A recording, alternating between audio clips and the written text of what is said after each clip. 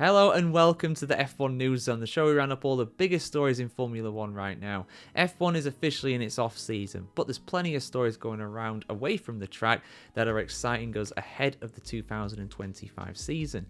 This week we react to Sir Lewis Hamilton's first Ferrari Formula 1 test. Fernando Alonso has stated that Aston Martin won't win anything in 2025, and Haas have confirmed what Kevin Magnussen's role will be with the team this season as he has left his F1 seat, but of course will be sticking around in a different capacity. All that and a whole lot more is coming up in today's show. Let's dive in. So, Haas have confirmed that Kevin Magnussen has left the team as a driver. That's something that got confirmed quite some time ago now. Esteban Ocon and, of course, Ollie Behrman joining the team in a permanent capacity for the 2025 season. But there appears to be no bad blood between Magnussen and Haas. Indeed, he will stay on as a kind of advisor for the team in 2025. Now, this has been more than rumoured throughout the off-season so far. The team principal for Haas, Ayuki Komatsu, all but confirming that this is what he wants to happen. And now, Haas have confirmed what they're going to do with Kevin Magnussen for 2025, who is of course going to be working with BMW as part of their WEC program in this season coming up. But let's have a look how he's going to remain with the Haas team for 2025. Full article on the F1Chronicle.com as always, guys. The Haas Formula 1 team has confirmed reports that Kevin Magnussen will remain involved in 2025. This week, as he prepared for the Daytona 24 Hours as a factory BMW driver, the Danish driver admitted he is perfectly happy to be stepping away from the lower end of the F1 grid. "I knew I wasn't super keen on continuing in F1, he told Sportscar365.com. "I wasn't really actively looking for another contract in F1. However, even before the end of the 2024 season, the 32-year-old driver and Haas boss Ayuki Komatsu were exploring ways to remain affiliated throughout 2025. In recent days, it was rumoured that Magnussen would serve as a part-time Haas reserve driver this season and as an experienced benchmark driver for the team's new Toyota-backed TPC, testing a previous car program, and in the Toyota Driver Simulator in Cologne, Germany. Komatsu confirmed the news during a news conference from Haas's Banbury base in the UK. He will drive in TPC and in the simulator, the Japanese said, according to France's Auto Hebdo. Komatsu did not declare who Haas's reserve drivers will be for 2025, but the duties are likely to be spread between Magnussen, Toyota Junior Ritomo Miyata, and even Toyota's Ryo Harikawa, despite the latter actually signing up as Alpine's reserve, one of many reserve drivers at Alpine. So he's got the time. It's not his only thing to do there. They've also got Colapinto and Ahrens as well for this season have Alpine. In Abu Dhabi, Komatsu said, referring to Harikawa's post-season Haas test, "He impressed us a lot on all levels, but I think the guys at Toyota already expected that." Finally, Komatsu announced that Esteban Ocon's race engineer this year will be the newly promoted German Laura Muller, the first female racing engineer in F1 history. "I didn't choose Laura because she is a woman," Komatsu insisted. "We don't look at nationality or gender. That really doesn't matter. The work is what counts. When I knew that Esteban was coming to us, I thought it was the right match." Fair enough. That's what we all want at the end of the day. We don't want tokens. We want people to be able to actually get in these positions on merit. And I'm so happy for Muller. I did hear about this quite recently as well. And good on them for doing it. It shouldn't be a big deal. It's not been made into a humongous deal. You know, she's clearly qualified for the position, otherwise she wouldn't have got the promotion. So good on her. I'm looking forward to see how that works out. I think really the dodgy link there really is Esteban Ocon, in my opinion. I don't think the race engineer is the problem, but you know, that's a discussion for another day. I'm glad Haas have, you know, kept Magnussen on for a little bit. I mean, Magnussen, if you saw my short video on the social platforms yesterday about Magnussen, you'll know that basically kind of building on what his first quote was. He wasn't really looking for an F1 drive in 25, and part of the reason for that is because, you know, he's never going to win any races with the likes of Haas. He's only going to win races at a top team, and I understand that. I understand that ethic because, you know, winning is very important in motorsport, and he's only got so many years to be able to do that. And, you know, there are some incredibly big races in the sports car program that he will be taking on as part of BMW, the Daytona 24 being one, the Le Mans 24 hours as well being another. So yeah, I'm happy for him. We might see him at some races every now and again. Magnussen, he's a thoroughly likable guy in my opinion. I absolutely love him, and I'm sad to see him go from a race seat, but it was time. It was time, let's be honest here. Although personally, and I've said this on a number of occasions, I feel that swapping Magnussen with Ocon is personally a downgrade in my opinion. Maybe Ocon is slightly quicker, but if you're talking about a team player, someone who knows the team inside and out as well, Magnussen is very good for that. But of course, Ollie Behrman will be able to lean on Magnussen's experience still, as he will still be part of the Haas team in some capacity. So there we go, guys. Good news, I guess, really. What are your thoughts on it? Let us know in the comments below. So just like we brought you here on F1Chronicle.com, this week has produced Sir Lewis Hamilton's first ever laps in a Ferrari Formula 1 car. He's been testing over in Italy. The fanfare has been on an absolute other level. I mean, just look at this picture here on the F1Chronicle.com. Look at all the fans there in the freezing cold trying to get a glimpse of their hero. And I tell you what, it did look very odd seeing Hamilton in red overalls for the first time. I thought he was rocking that suit really, really impressively outside of Enzo Ferrari's old house, but you know, seeing him in red overalls was a bit strange, I will admit. It was a bit odd. It almost felt like a Photoshop at first. Then I realised, oh, that's actually Lewis Hamilton's Facebook account, so that is definitely real. But seeing him in the red car, seeing him in that car testing out there at Fiorano, which it just feels right. It just absolutely feels right. So let's have a look at this guy's full article here on the F1Chronicle.com. We're going to run down what's happened at Ferrari so far for Sir Lewis and potentially what we can expect as well in the coming days. An eagerly awaited debut in a red car for one driver and the first run out of the season for another were the items on the agenda for Scuderia Ferrari HP at the Fiorano test track, as the team had its first taste of track action for the 2025 season. A historic moment. Rain had greeted Lewis Hamilton's arrival at Ferrari on Monday, and today that gave way to thick fog, which slightly spoilt the view for the huge number of fans who had gathered via the Gardini overpass. I hope one of those is correct, in Maranello, that runs alongside the Ferrari-owned test track. Coincidentally, fog was also a factor on the 16th of November 1995 when Michael Schumacher, who would go on to be a 7-time world champion, had his first Ferrari run at Fiorano. Today at 9:16, an F23 bearing the number 44 left the garage for the first time for a single installation lap on rain tyres under the watchful eye of excited Ferrari fans and also team principal Fred Vasseur. His deputy, Jerome D'Ambrosio, was there as well. Members of Lewis Hamilton's family were also there and were clearly excited by this prospect. Once back in the pits, the Englishman stayed in the car speaking to his race engineer Riccardo Adami over the radio. Then, with Vice President Piero Ferrari having also arrived to watch the action, the test really got underway with Lewis going out on slick tyres, doing fast laps, while also attempting some practice starts as he got to grips with the systems on the car. He completed a total of 30 laps, equivalent to just under 90 kilometers. No doubt he would have liked to do more, but as from this year, even TPC testing of previous cars, which allows teams to run cars that are over 2 years old, can only cover a total of 1,000 kilometers in the hands of the team's race drivers. Following the post-session debrief with engineers, Lewis went out to the corner where the fans were gathered to say hello and thank them for their warm welcome over his first days as a Ferrarista. During the lunch break, the fog was washed away with light drizzle as the Scuderia mechanics changed the configuration of the car, after which, at 1:30 in the afternoon, the SF23 went back on the track, bearing Charles Leclerc's number 16.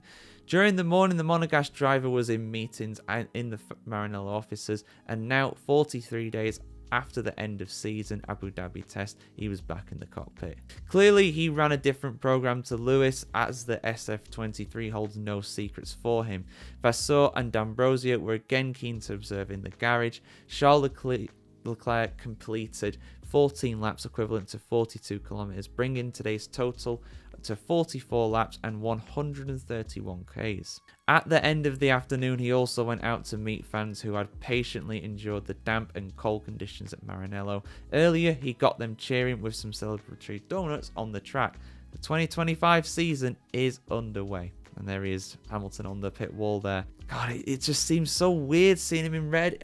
It still looks photoshopped to me, guys, I'll be honest. Like, honestly. I'll get used to it, I'm sure. But yeah, it's a big change. But hey, Formula 1's boring if nothing changes, let's be honest here. Lewis Hamilton said the following on the day's action. I've been lucky enough to have my first in my career. From the first test to the first race, podium and win and championship. So I wasn't sure how many more firsts I had, but driving a Ferrari car for the first time this morning was one of the best feelings of my life. While I started up the car and drove through the garage door, I had the biggest smile on my face. It reminded me of the very first time I tested a Formula 1 car. It was such an exciting and special moment, and here I am, almost 20 years later, feeling those emotions all over again. Oh man, that's wholesome. That's real wholesome. I already knew from outside how passionate the Ferrari family is, from everyone in the team to the Tifosi, but to now witness it firsthand as a Ferrari driver has been awe-inspiring. That passion runs through the veins of everybody here, and you can't help but be energized by it. I'm so grateful for the love I have felt from everyone in Maranello this week. We have a lot of work to do, but I can't wait to get started. Charles Leclerc said the following as well. The first day back in the car is always a great feeling after the holidays. It's good to be back on track, to see that so many fans came out to watch us. Feeling all this excitement surrounding the team is very motivating. It was a good day, even though it was raining a little bit when I was driving. Of course, it was nice to be able to see Lewis driving his first laps in a Ferrari, which was a special moment for him and the team, and also for me too. Now I'm looking forward to being back in the car next week and really starting work hard for the coming season. Fred Vasseur, the team principal, also said this too. As is the case every year, the first time you go out on track is a little bit like the first day back at school and quite emotional of a feeling. Especially today, as it was Lewis's first day as part of the team. Welcoming a new driver is always important. Maybe today was less special for Charles, but it was good to see him fit, relaxed and keen to go racing again. As for the technical side, Charles and Lewis did their laps in not the best weather, but they have got back into the swing of things and immersed themselves in the track environment prior to the proper test in a month's time in Bahrain. It was also the warm-up for the team in the garage. That was the sole purpose of today. So yeah, full article on the F1Chronicle.com if you want to go check that out, guys, as always. And yeah, exciting times. I think we're going to see more tests. Are we going to see a test at Mugello? I think I heard something like that. That's going to be the next one on the agenda, apparently. There's going to be some more tests for the rest of the day as well. So yeah, we'll see what happens with that. Obviously, I'll bring you anything that happens here on the F1Chronicle.com when it happens. When it comes to Ferrari, of course, it's going to be a very exciting season for them. Very exciting. A lot of expectations. There always is when a big driver goes to Ferrari, and it doesn't really get much bigger than, say, Lewis Hamilton. But it's going to be a very interesting season, I think, between him and Charles Leclerc. So this season in Formula 1 is going to be a very interesting one. Not only because you can make a genuine case that there will be 4 constructors that are in with a shot of winning the F1 Constructors title this year, and about 6 or 7 drivers arguably within those 4 teams that could win the championship in the drivers too, but also because it's the final year of the current regulations, and a lot of teams are going to be shifting their focus heavily towards 2026 at the earliest possible opportunity. Now, that is probably the biggest case really when it comes to Aston Martin. No other team really, in my opinion, has relatively so little to lose because they were so bad last year that anything this year would probably not be worse. Famous last words, of course, but in general, that is probably what you would say. So you'd imagine with having that, and obviously the new facilities at Silverstone and the likes of Adrian Newey in the team now as well, that their focus will probably be entirely pretty much on 2026. And that is a sentiment that Fernando Alonso seems to be echoing in the quotes that are on here on this article on the F1Chronicle.com, saying that he's not expecting to win again in 2025. Alonso, of course, hasn't won a Grand Prix since 2013, before the vast majority of the Formula 1 grid actually joined the sport. That puts into perspective, that was 12 years ago now, guys, which makes me feel pretty old, not gonna lie. but not as old as Fernando Alonso. He's over 40 now, of course, but still, in my opinion, one of the best drivers on the grid. But even he says that he's not going to be able to win this year coming up. Let's have a look at the quotes on here, guys. Full article on the F1Chronicle.com, as always. Fernando Alonso has played down the prospect of a big step forward for Aston Martin in 2025. The Spaniard has contested an incredible 21 full seasons in F1, and by the end of his current contract, he will be 45 years old. Alonso, who is currently 43, says his competitive desire is as strong as ever. Even now, after more than 20 years, if I go back to a karting track and I look at the times and I'm half a tenth behind the fastest one, I still have the same inner rage, the same frustration, the same anger, he told DAZN. I might not even eat dinner that night. However, he openly admits that he is feeling the effects of age. I think that over time you have to change and adapt your body, said the two-time world champion. You can't eat the same foods at 40 as what you did at 20. You don't have the same muscle mass at 40 than when you did at 20. So for my diet, I do a little bit more research with nutritionists, following a bit of the vegetarian way, but I still feel very strong. Alonso also admits he ended the 2024 season in quite poor physical shape. The end of the year was difficult for me, he confirmed.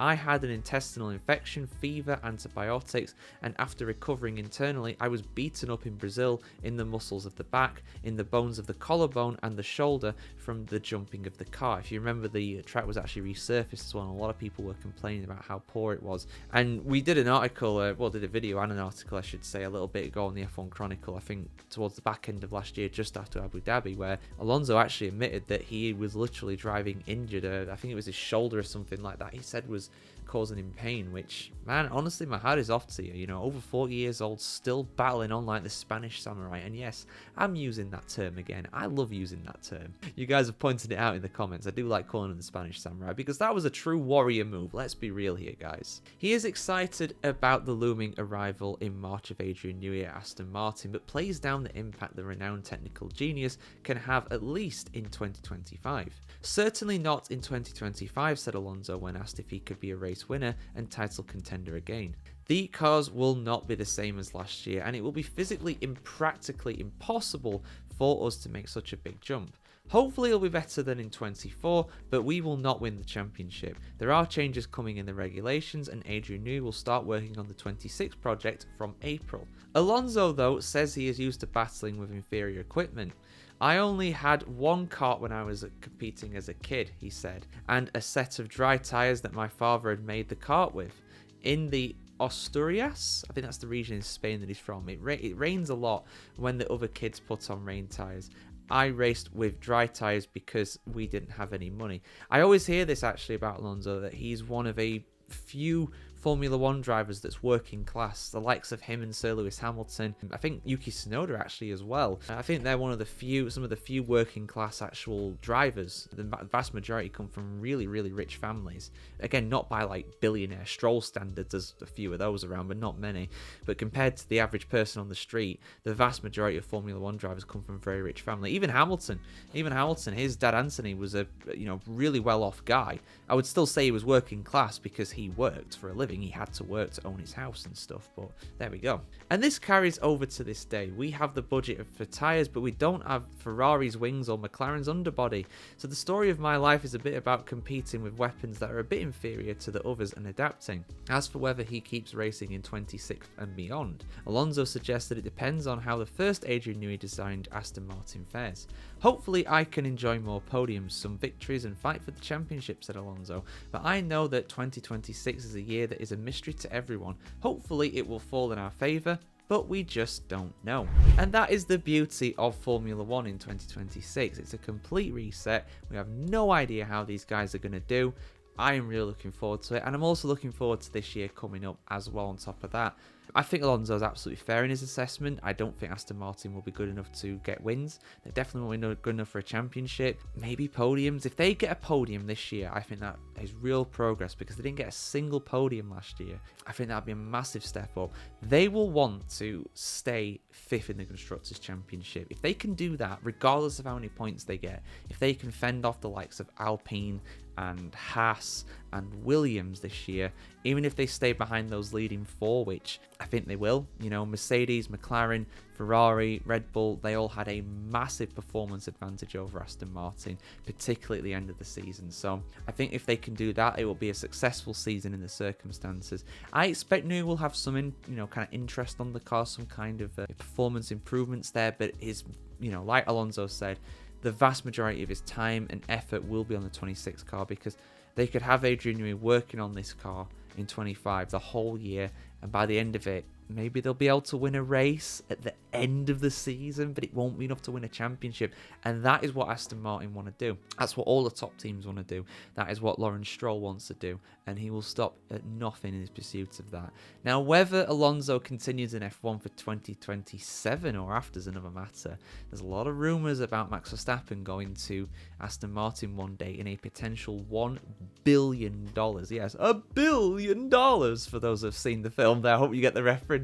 Which is an extortionate figure, which I think is a bit blown out of proportion. But I can see Aston Martin going for Max Verstappen one day, and then Alonso, maybe he goes back to Alpine. Maybe he reunites with Flavio Briatore, get the dream team back together. I don't know, but honestly, I could genuinely see Alonso keeping racing in F1 after his current contract. I think it's more likely that he will retire from F1. I think he will probably try and go to IndyCar and win the Indy 500. He's won Le Mans, hasn't he? And he's won Monaco. I know he's won Monaco. 2007 he did that, I believe. And 2006, I think he won it for Renault as well back in the day. So, yeah, I think he'll probably try and get the Triple Crown while he's still able to. Because when you're in mid-40s, you're kind of on the way out at that point, even if you're a superhuman like Alonso, your biology does catch up with you eventually. But yeah, what do you guys think? Aston Martin, where are they going to finish in the Constructors' Championship this season coming up? 5th? 4th? Worse? I want to hear your thoughts in the comments below. So it's fair to say that McLaren have a lot of reasons to be optimistic heading into the 2025 season. They won the Constructors' Championship for the first time in nearly 30 years last season, and of course they come into a season where you're not going to get that much development really throughout the 2025 campaign, I would say, compared to previous years, because of course big regulations shift in 26. So with that in mind, if you have the fastest car at the start of the season, you very much have a very good chance of having the fastest car at the end of the season as well. Of course, there's still going to be development going on, and there's an argument to say that maybe Ferrari would have the fastest car, maybe Red Bull, maybe even Mercedes at different points of the year if they get their act together, although I think Mercedes is really unlikely for a few different reasons. But McLaren themselves are rejecting the overall favourite tag for 2025, apparently. They're not embracing the fact that a lot of people are putting them as favourites. I imagine that they are the favourites with the betting odds to be champions again in 2025, which, as a McLaren fan, I would be very much happy if that was the case. But let's have a look at what's going on here. Let's have a look at the quotes here to do with McLaren, guys, because at the end of the day, heavy is the head that wears the crown. And right now, the Constructors' crown is with McLaren. So let's have a look at what's been said. Full article on the F1Chronicle.com as always. McLaren CEO Zak Brown says he does not regard the Woking-based team as the favourites to win in 2025. The last several years have been a roller coaster for the famous F1 outfit, with Brown even admitting the company came close to collapse amid the COVID crisis of 2020. We were on the verge of bankruptcy, he told Automotor und Sport. If we hadn't received a cash injection from our shareholders in Bahrain and an extra financial investor, things would not have continued. But McLaren has been profitable since 2023. Indeed, the amount of sponsorships on the car is the highest of any. They are the most commercially active team, if you will. They have the most corporate sponsors out of any team on the grid, even more than the likes of Ferrari, and I guess it's not a surprise, more than Red Bull. They've got one big corporate sponsor relatively, that being Red Bull themselves. Other ones, of course, but you get my meaning with that one. Not just that, McLaren won the Constructors' World Championship in 2024, even if Lando Norris fell short in the drivers' standings. But the British driver said in an interview for the World Economic Forum this week that he could smell the title. It was within reach, said Norris. This year I need to fix certain things, work on them and come back stronger, and that's what I'm ready for. I think one thing that we've realised as a team now is that we need to make it easier for ourselves to win races. But last year I was close and I had that feeling, okay, this is more or less than what it is. I will disagree a little bit there. I know what he's saying, because they could have won the title. They could have done it. Had they been absolutely perfect, it still would have been very tough. But I will disagree slightly there, because I don't think Norris got within, what was the closest points Norris got to within Verstappen? About 30. I don't think he ever got within a race win. Just to say he could smell the title it's a little bit strong in my opinion, but I get what he's saying. Red Bull officials in particular are pointing at McLaren and Ferrari as the early favourites for 2025, admitting they have the most consistently fast cars at the moment, but Brown denies McLaren is the overall favourite. It would be arrogant of me to think that, said the American. For me, there are 4 teams that can win, and we are one of them. Team boss Andreas Stella says a big step forward for McLaren was being able to fully control the destiny of its wind tunnel testing and aerodynamic development. When we were still in Cologne at Toyota, said the Italian, we'd finish a new part and it'd take 2 days to get to the wind tunnel. Now we can test it in 2 hours. The downside of being the reigning Constructors' Champions, however, is that McLaren will now have the lowest allocation of wind tunnel time in 2025. But Stella says that he's not too worried. We are focusing on quality rather than quantity, he insisted. We have increasingly strengthened our knowledge and introduced more efficient testing procedures. I mean, to be fair, you could make an argument to say that McLaren had the best upgrades of 2024. Certainly most of them were hits rather than misses. And of course they had a few parts that were banned as well after they were introduced, which really tells us that you're onto something. When you get parts that are banned, just like, oh, you've exploited that loophole there, let's close it, let's get rid of that. That's how you know you're doing something right in Formula 1. None of the team bosses will admit that, but it's true. You got to push the regulations as far as they can go, to the point where the FIA is like, nah, that's a bit unfair, we'll ban that for the next race. That's how you know you're doing something good. But yeah, I mean, for me, McLaren should be the favourites, really. They're not going to openly say, yes, we are the favourites, because that's too much pressure. That is doing the opposite of managing expectations. That is going a bit too far, really. But I wouldn't say that it's like going to be easy for them. No, I mean, for me personally, I wouldn't put Mercedes in that battle personally. I feel like that is too much of a step up for them. They were a long way off it on the whole in 2024. There were some races when they looked really good. Las Vegas, Belgium, Silverstone. I mean, even races that they won, such as Austria, they were not the fastest team during that weekend. They only won that because of Max and Lando colliding. So there is that as well. So I feel like Mercedes are not really going to be in that battle this year, especially in the constructors, because, to expect Kimi Antonelli to be a top driver in his rookie season is really asking a lot. I'm not ruling it out completely. I think he's very, very talented, but I feel like to be a Constructors' Champion, you need to have 2 drivers that are very consistent. And arguably McLaren didn't have that last year, but I would say McLaren definitely do have that this year. Piastri in his 3rd season, Norris in his, what's this going to be, his 7th season? So, they're a lot more experienced. They're experienced of being in a battle as well for the championship. Ferrari, of course, having Hamilton and Leclerc, they're always going to be a threat. And even if Red Bull is one-man team in it with Max Verstappen, they're going to be a threat too, particularly in the drivers. Although I think Lawson will do better than what Perez did last year. Then again, that's not really saying much, is it? But what do you guys think? Are McLaren the favourites for the Constructors' Championship in 2025? Let us know your thoughts in the comments below as always, guys. And we'll see you soon for some more content, news, opinions, everything in between here on the F1Chronicle.com. Have a good one, guys. See you very soon.